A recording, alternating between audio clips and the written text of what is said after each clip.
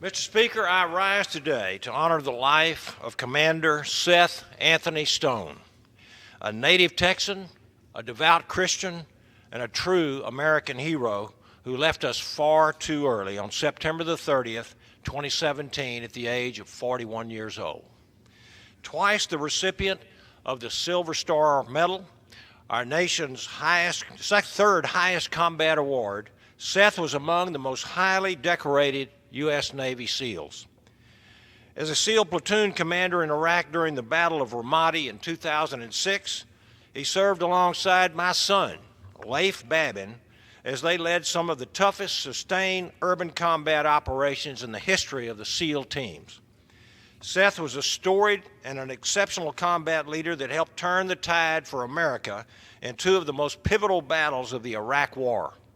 Seth and his SEAL platoon played an integral role in the victorious efforts of the U.S. Army's 1st Armored Division's Ready First Brigade Combat Team that transformed Ramadi from the most violent and dangerous place in Iraq to a stable, secure, and peaceful city.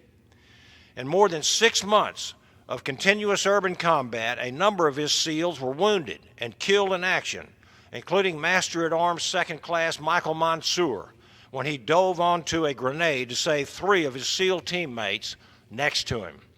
For his actions, Petty Officer Mansour was posthumously awarded the Medal of Honor. Seth returned to Iraq 2 years later and led a SEAL task unit that included American sniper Chief Petty Officer Chris Kyle, also from Texas. Seth's outstanding combat record placed him in a very special class that included Petty Officer Michael Mansour, Chief Petty Officer Chris Kyle, Petty Officer Mark Lee, and Petty Officer Ryan Jobe. Seth epitomized the warrior ethos, risking his life on many occasions in combat against our nation's mortal enemies. He saved countless U.S. service members, and he helped bring stability to embattled regions of the world. And about his military service, Seth said, "It was my honor to fight for my country.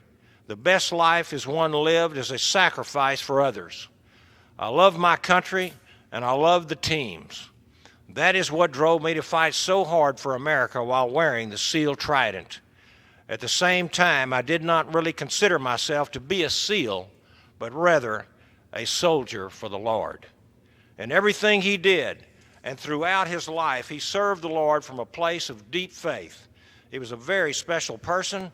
I was proud to know him, and I will be forever grateful for his service to our great country and the friendship and camaraderie that he had with my son and all those that he served with. And while Seth has left us on earth, his passion for his friends, his country, and his Lord will certainly live on and never be forgotten. Thank you, and I yield back, Mr. Speaker. Gentlemen.